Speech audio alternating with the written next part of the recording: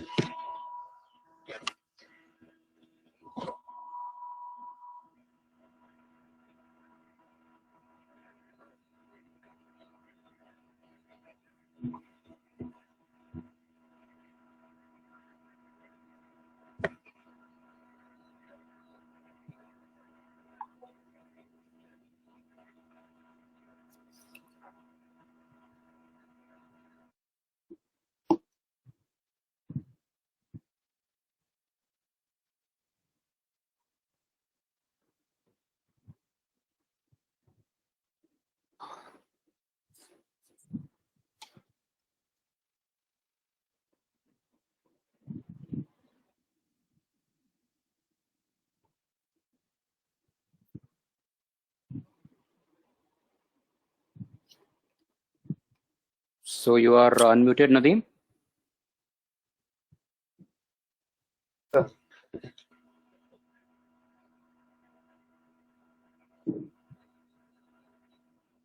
Good morning, everyone. Welcome to the third physiology seminar. Good morning, Dr. Satin. Dr. Farah and Dr. Asha are also there. So yes, ma'am. I'm just trying to shift them to the staff board.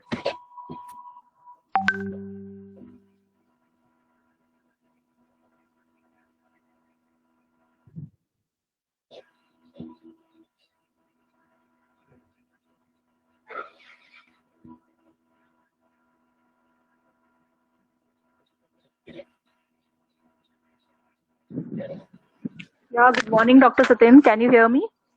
Yes, ma'am, I can hear you. Dr. Farah. Okay, good morning. Okay.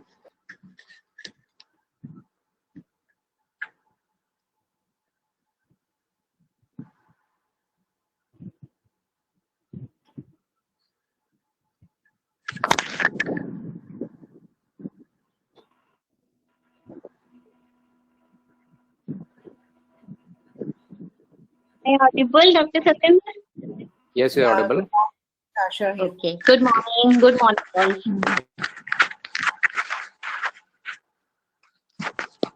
Dr. So I think all Manish the is also there. faculty- He is also. Yeah. Manish is also muted actually. No, he has been upgraded to the staff, and now he can. Yeah. He can hear to us. Good morning, Manish. Good morning, ma'am. Am I audible, ma'am? Yeah, You you are. are audible. Yes. So good morning, everyone. Welcome to the third physiology seminar. This particular seminar is for the CD batch from roll number 86 to 110. And students from this particular roll number range, they are requested to submit their write-up on the resumption of classes. We all are waiting for that, for the resumption of classes. And for this particular roll number subgroup, we have shortlisted 3 groups. So the topic for the seminar for the roll numbers 86 to 93 was pathophysiology of diabetes mellitus. And Mr. Nadeem Mohammed will be the speaker. For roll numbers 94 to 102, Ms. Pragya Mitra is the speaker. For roll number 103 to 110, we have Ms. Radhika Jain. So now I invite Mr. Nadeem to start the topic on pathophysiology of diabetes mellitus. Nadeem, you can go ahead. Am I audible? You are. Yes, yes. Good morning to all. Today, on behalf of group roll number 86 to 93, I will present the seminar on diabetes mellitus. So, diabetes mellitus represent metabolic disorders characterized by high glucose level in the blood over a prolonged period of time. Symptoms are frequent urination, increased thirst, and increased appetite. If left untreated, can cause many complications. Now, general classification of diabetes mellitus: type 1, type 2, and gestational diabetes mellitus. Type 1 is an insulin-dependent diabetes mellitus. In this, there is destruction of beta cells of pancreas, which produces insulin. So, there is low level of insulin. It is less common than type 2 and also called as juvenile onset diabetes. It is more common in younger individuals.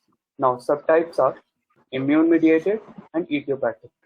In immune-mediated, there are autoimmune markers shown, increased level of autoimmune markers, which causes destruction of beta cells of pancreas. In idiopathic, there is no such autoimmune markers, but there is destruction of beta cells of pancreas and less level of insulin in the blood. Now, type 2.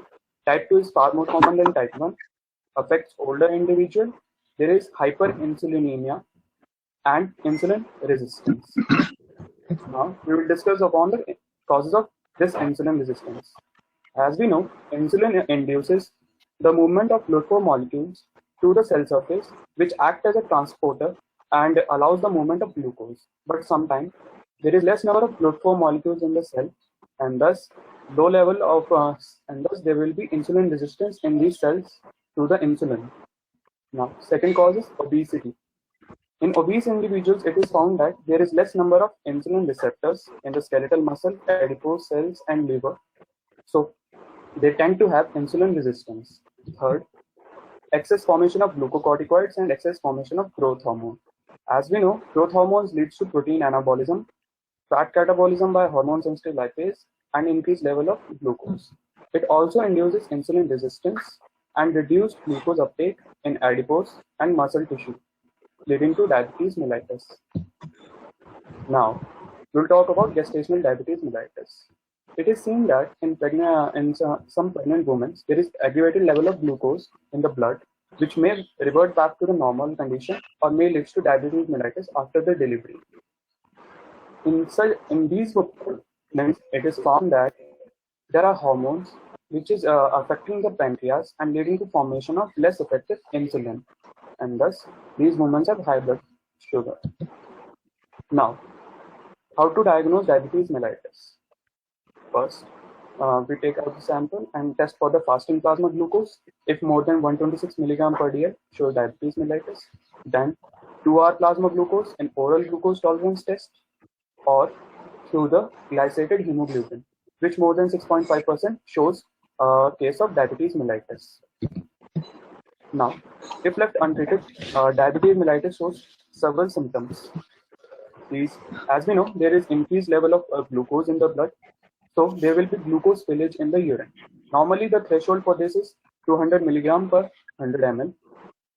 Now, what are the effects of this increased glucose level in the tubule? Now, as we know, glucose is osmotically active. It leads to osmotic diuresis.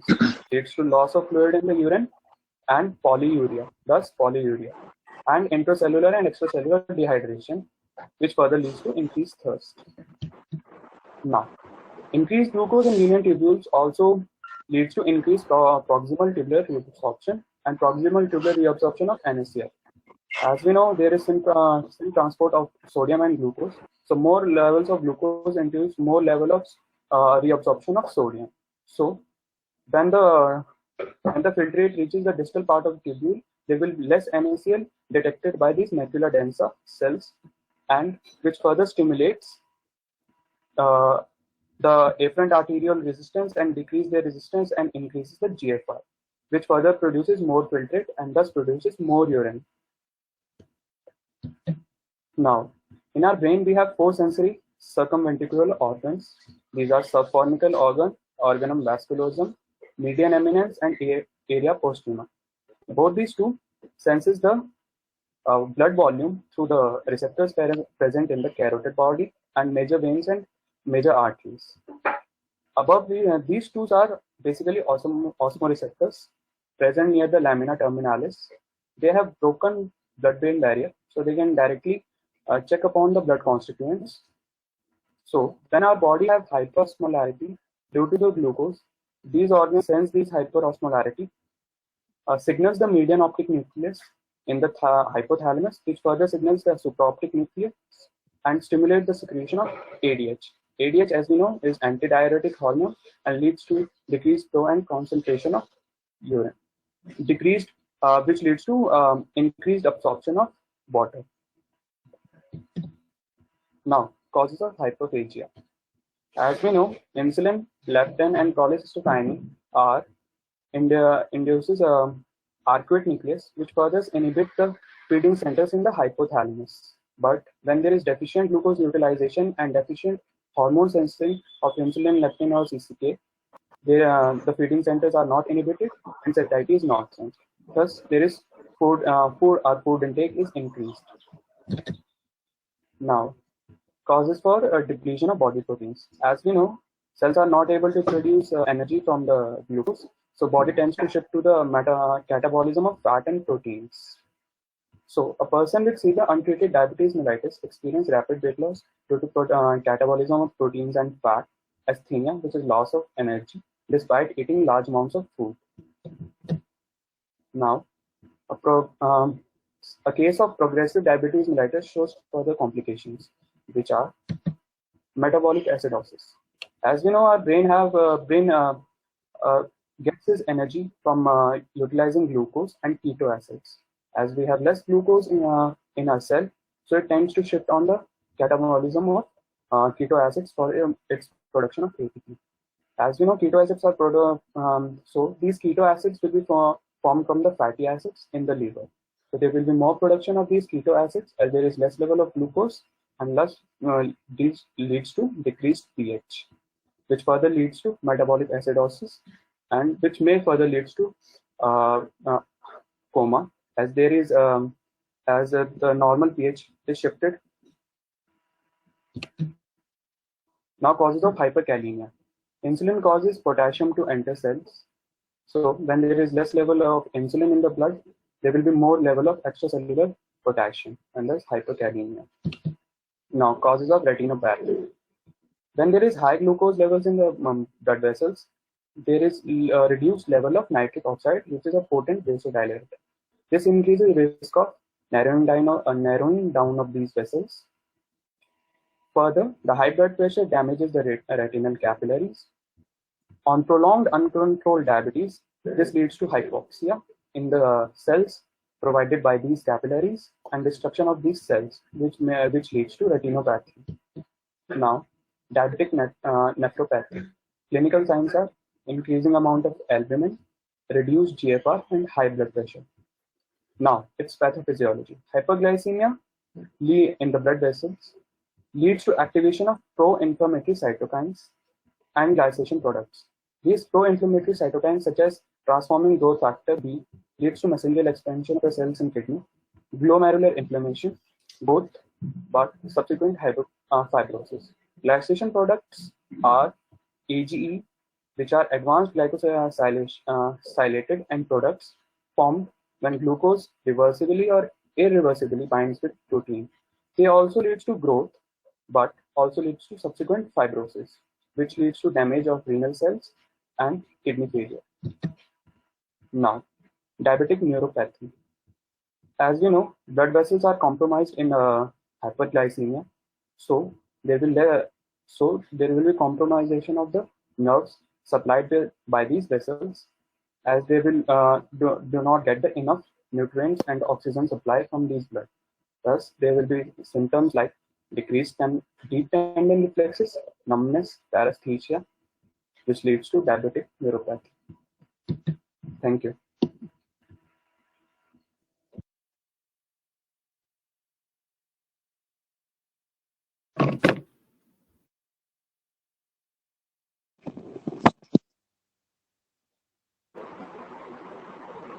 Thank you, Nadeem, for your presentation. I open the floor for the faculty to give their valuable comments on the presentation. I think your presentation was better than what you have submitted earlier. I'm Dr. Manish. Nadeem, can you listen to me? Hello, Nadeem. Yes, sir. Can you listen to me? Yes, sir. Yes, sir. Can you listen? Yeah, your presentation was better than what you had submitted earlier. You have improved on this part, and this was little better. But your font size was little less. What I can make out from the slides. So far as content is concerned, it was fine. It was what you could have added.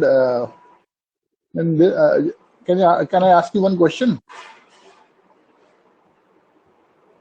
Nadeem? Yes, sir. Yes, sir. Yes, sir. So, does the brain cell require insulin for uptake of glucose?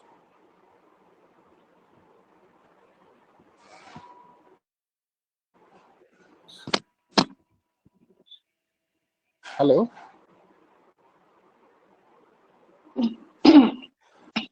Can you listen to me, Nadeem?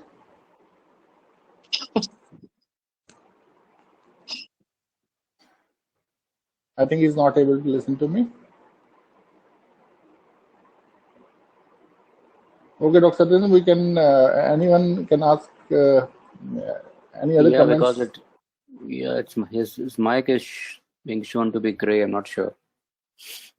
Okay. Please, We can Yes. start with the other one.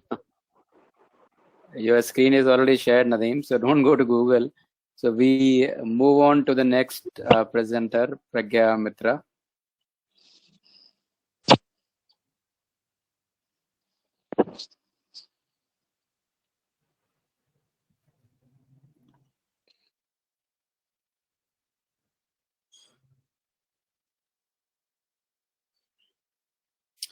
Good morning, Pragya. Can you listen to me?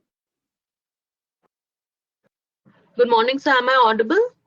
You are audible. Sir, can I start?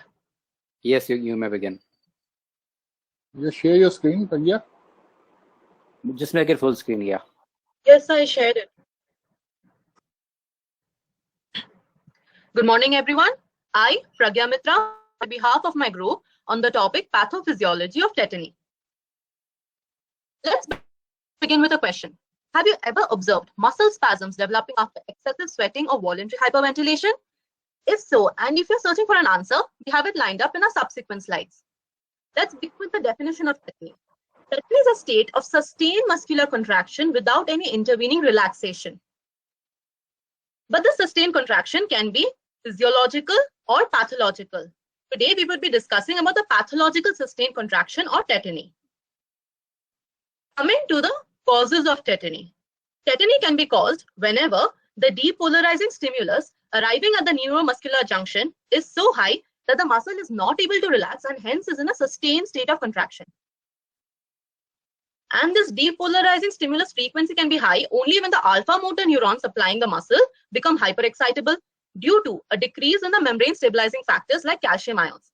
Calcium ions stabilize the membrane by binding to the extracellular domain of the voltage-gated sodium channels, thereby causing a change in the ionic status of these channels such that the voltage required to open these channels increases. Hence, if the calcium ions are absent, then the voltage required to open these channels would be less, thereby leading to hyperexcitability of the neuron and hence leading to tetany.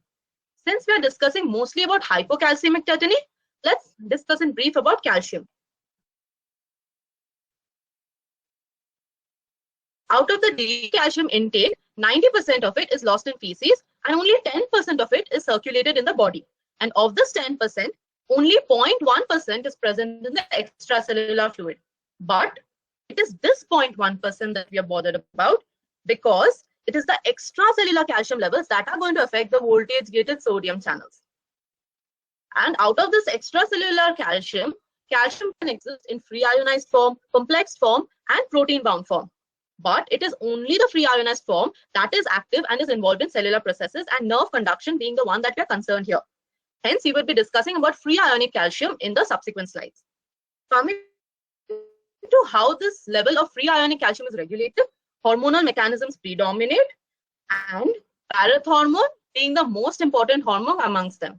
Parathormone is secreted by the chief cells of the parathyroid glands. An important point to be noted here is that the parathyroid glands cannot be easily differentiated from the thyroid follicles. Also, the location of the parathyroid glands, as we studied in embryology, is variable due to their descent and embryonic migration during the embryonic development. Hence, it is not uncommon for them to be easily removed during total or total thyroidectomy, and the consequences of this would be discussed later. Coming to the secretion of the parathormone is secreted even by the slightest decrease in the calcium ion concentration, as this is going to activate the calcium sensitive receptors, which would lead to a secretion of parathormone within minutes. Thus, a decrease in the calcium concentration would activate calcium sensitive receptors, and this would lead to a secretion of the parathormone. Parathormone acts on the bones to increase the bone resorption. It acts on the kidneys to increase the calcium reabsorption. It also activates the active form of vitamin D. This active form of vitamin D acts on the intestine and increases the calcium absorption. Hence, all the three mechanisms are directed towards increasing the plasma calcium ion concentration. Coming to this vitamin D. Active form of vitamin D is 1,25 dihydroxycholecalciferol. This is produced by a series of hydroxylation reactions taking place both in the liver and in the kidney, and it is the kidney hydroxylation that is activated by parathormone. Once this active form is produced, it acts on the intestinal epithelial cells to increase the intestinal absorption of calcium by various mechanisms, and increase in the calbindin concentration being the most dominant one. And this increase in intestinal absorption of calcium would cause an increase in the plasma calcium ion concentration. Coming to the third hormone involved, third hormone is calcitonin, which is a peptide hormone secreted by the parafollicular cells of the thyroid gland. Calcitonin causes stimulation of deposition of calcium in bones and its excess excretion in the urine. Hence, as opposed to parathormone and vitamin D, it can decrease the plasma calcium concentration. But its quantitative role as compared to parathormone is so less that its effect on calcium homeostasis is negligible. This is the summary of the hormonal regulation of plasma calcium. Now coming to what would happen if these hormonal regulations fail. It might lead to a state of hypocalcemia. Hypocalcemia is nothing but a decrease in the calcium concentrations in the blood. This may happen either due to less inflow of calcium into the blood or more outflow of calcium from the blood. Less inflow of calcium into the blood may be due to decreased dietary intake of calcium, or due to several hormonal deficiencies like that of parathormone or vitamin D, or if the receptors of these hormones are non-functional. It is found that hypoparathyroidism is one of the major leading causes of hypocalcemia, and out of the several causes of hypoparathyroidism, the surgical removal of parathyroid glands, which is unintentional in thyroid surgeries, is the main cause. And the reason for it was discussed in the previous slides. Coming to the other side of the chart, there may be several causes of an increased outflow of calcium, but the two ones that I would like to highlight are excessive sweating and voluntary hyperventilation. Excessive sweating causes excretion of calcium in the form of sweat, thereby leading to hypocalcemia, and voluntary hyperventilation causes carbon dioxide flush out, leading to an alkalosis, and this alkalosis would cause an increase in pH, thereby causing increased negative charge on albumin, and this increased negatively charged albumin would bind to the positively charged calcium ions, thereby decreasing the active calcium ions present in the serum and leading to a state of hypocalcemia. Hence, both these conditions would lead to hypocalcemia and hence muscle spasms or tetany. And this was the answer to the question that I raised in the beginning. Hope you understood. Coming to the clinical signs of hypocalcemia, how would you diagnose a patient presenting to you with hypocalcemia? There are various signs, most of them being nervous due to an increase in the excitability of the neurons. They are hyperreflexia, convulsions, muscle cramps, seizures, perioral tingling sensation.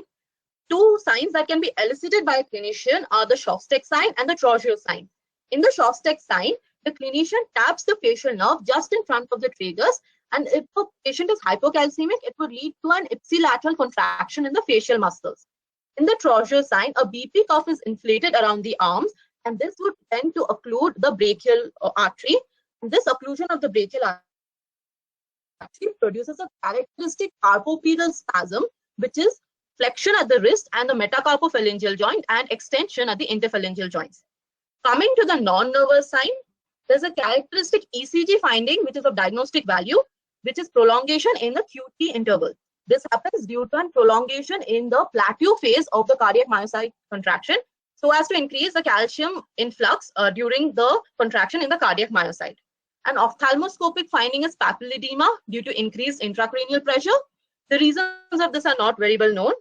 And laryngospasm is also characteristically observed, and this is very important as the laryngeal muscles are the ones that are most affected in hypocalcemia, and laryngospasm is the major cause of death in these patients of hypocalcemia. Coming to vitamin D deficiency occurs whenever the active form of vitamin D is deficient, that is 1,25-dihydroxycholecalciferol. The effects are rickets in children and osteomalacia in adults, and both leading to weakness in bones, dental defects, hypocalcemia, etc. An important point to note here is that serum ionic calcium is the factor 4 that is required for blood clotting. Hence, the general idea is that a deficiency in calcium would lead to clotting disorders. But this generally does not happen because the serum calcium levels required for clotting are so low that a person would die of hypocalcemic tetany much before such low levels of serum calcium are actually reached. Coming to the treatment aspect of hypocalcemia, treatment can be given by supplementation of calcium gluconate, vitamin D, magnesium supplementation because magnesium is required for the production of parathormone, or parathormone may be given directly as well. But clinicians generally do not prefer this method because parathormone is expensive. It has a low duration of action and hence needs to be given over regular intervals of time. Also, a person may tend to develop antibodies in due course of time. Hence, parathormone is generally not given directly. And what would happen if cases of hypocalcemia are left untreated? The two main characteristic findings that are of concern to a clinician are laryngeal muscle and respiratory muscle spasms. And these two might lead to the death of the patient. And hence, as clinicians, it becomes highly important for us to diagnose a case of hypocalcemia and treat it appropriately on time. This is a general protocol followed for the treatment of hypocalcemia, the mild, chronic, and severe conditions. Hope it was informative. Thank you.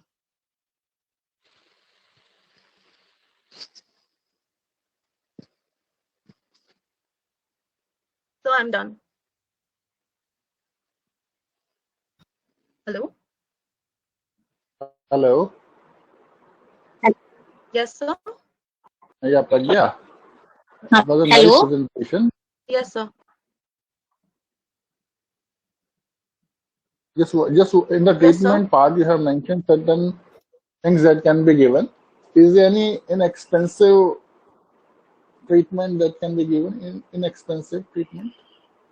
It's not very No, expensive. calcium supplementation, calcium tablets. No, it is costing you, no? All the people. Sir, sunlight exposure. Sunlight You exposure haven't stimulates vitamin D. yeah, Okay. you haven't mentioned them. Right? Okay, that was a good presentation. Dr. Asha want to ask something. Well, Asha want to. no, I'm not asking. I'm saying, Pragya, you presented very well. The content and your presentation, both were very good. Thank you, ma'am. You were pretty confident and you presented within time also. Took around 9 minutes. Thank you, ma'am. I think you covered everything. If any other faculty member wants to give any remarks.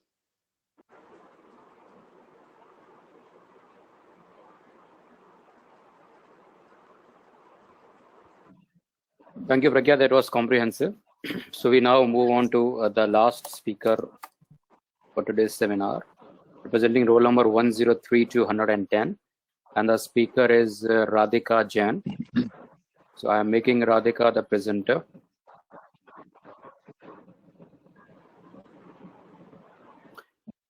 And I am unmuting her.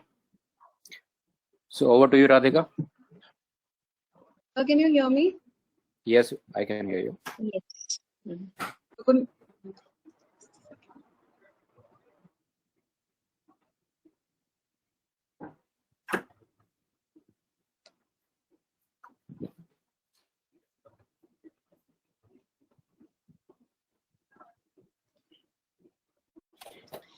So good morning, everyone. My name is Radhika Jain, and I'm here to present on the topic given to us on behalf of my group, that is pathophysiology of Graves' disease. Now, before looking at what is Graves' disease, let's have a quick look at thyroid gland. A thyroid gland is a butterfly-shaped gland that sits on the front of the neck. The thyroid secretes several hormones, collectively known as the thyroid hormones, under the release of TSH by the anterior pituitary. The main thyroid hormone is thyroxine, which is also known as T4. Thyroid hormones act throughout the body, influencing metabolism, growth, and development, and the body temperatures. So from this information, we can see that thyroid hormone has effect on each and every organ of our body, and any dysfunctioning, that is hyperthyroidism or hypothyroidism, will lead to wide-ranging effects. There are many causes for hyperthyroidism and hypothyroidism. In these slides, we'll be discussing the most major cause of hyperthyroidism, that is Graves' disease.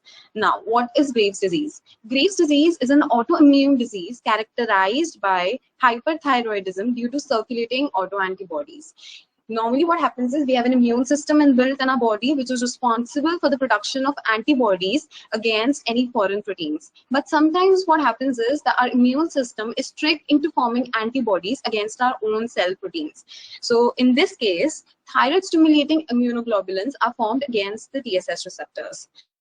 These antibodies bind to the TSH receptors and mimic the action of TSH. That means they are responsible for the release of hormone. In this picture, as we can see, that there's this pituitary gland, which is responsible for the secretion of TSH, which binds to the TSH receptors and stimulate hormonal synthesis. When the hormone have been synthesized in sufficient amount, there's a negative feedback control which suppresses the pituitary gland from any further secretion of TSH. But in case of Graves' disease, there are autoantibodies which bind to the TSH receptors and mimic the action of TSH, stimulate hormonal synthesis, and leads to unregulated overproduction of thyroid gland, because if in this case there is negative feedback control, the thyroid gland from the thyroid gland, that it will suppress the anterior pituitary from any further formation of TSH, but still, as in this case, the antibodies are responsible for the hormone synthesis, therefore the synthesis continues.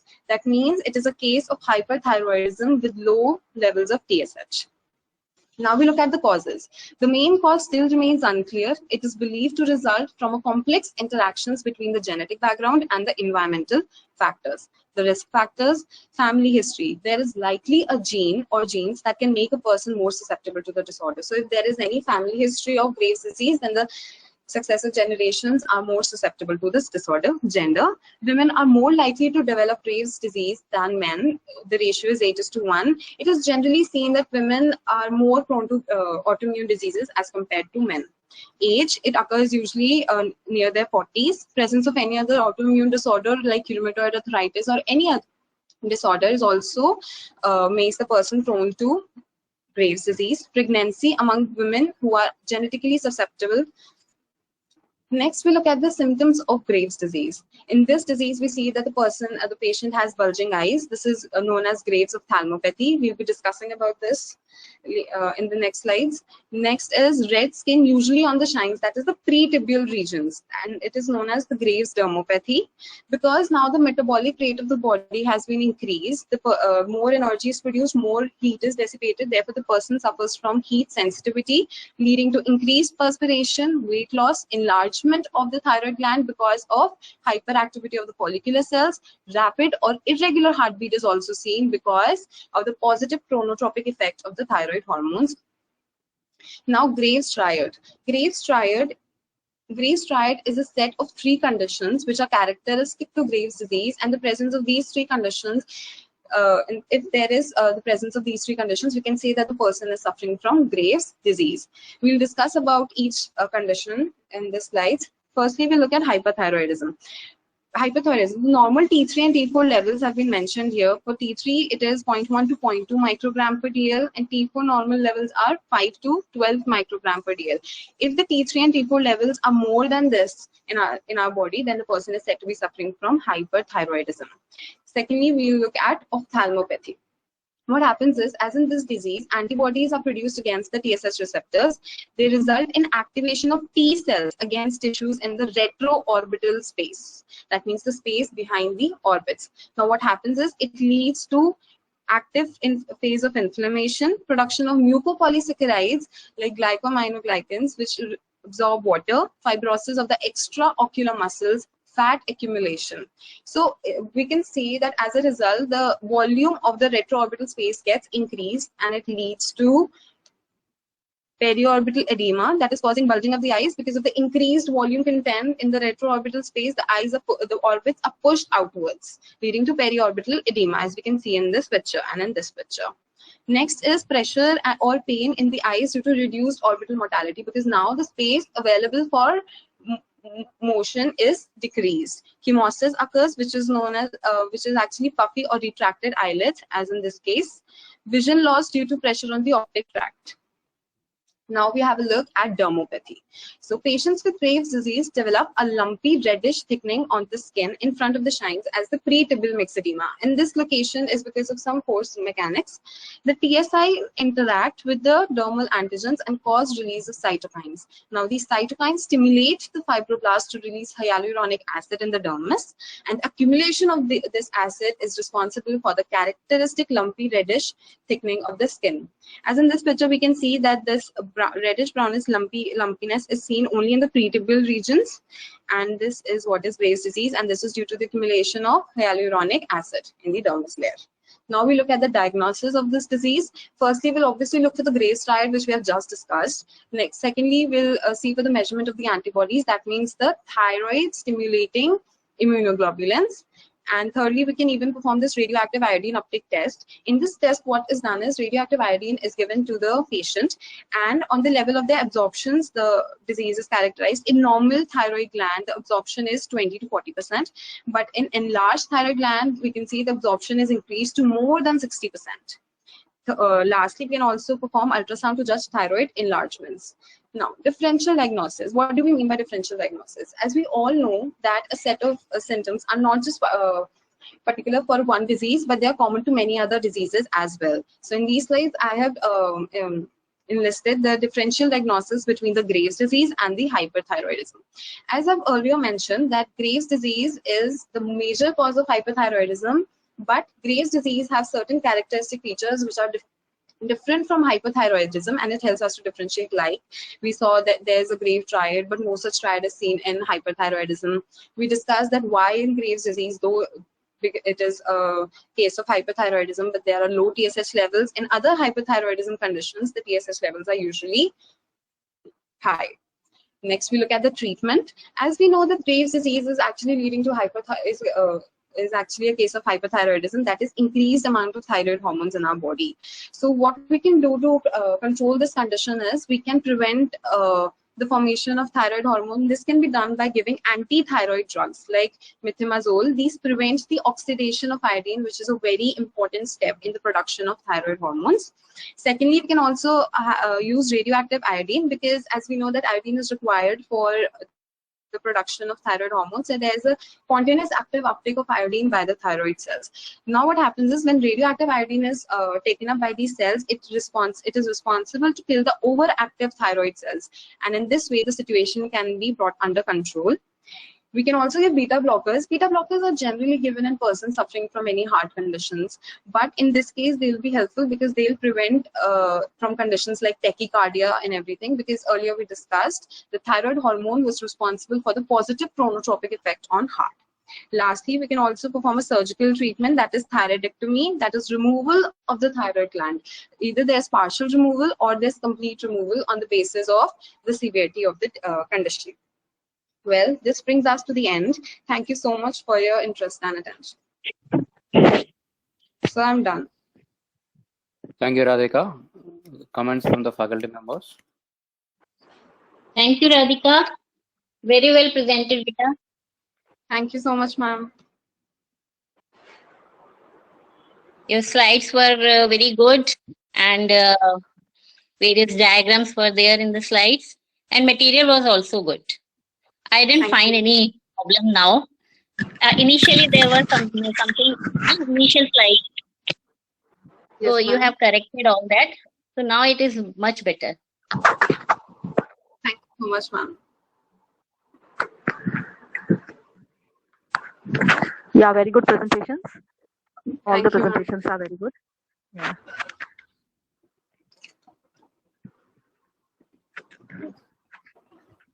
Yeah, good. I appreciate all of your effort. You people have really made a nice presentation, and the seminar has gone very well. Okay. So with the new COVID era, that was an improvement in our seminars. So I Yeah. really appreciate it. Yeah. Yeah. All three were very good and they have improved a lot and they presented quite well. Yes. They were very confident and happy. I think Yeah. the students have also attended properly and they were able to listen to the seminars. We are waiting for the comments, students also.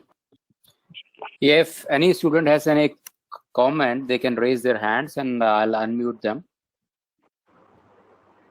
If anybody you wish to share, give any feedback, wants to say something, they can just raise their hands and I'll unmute them.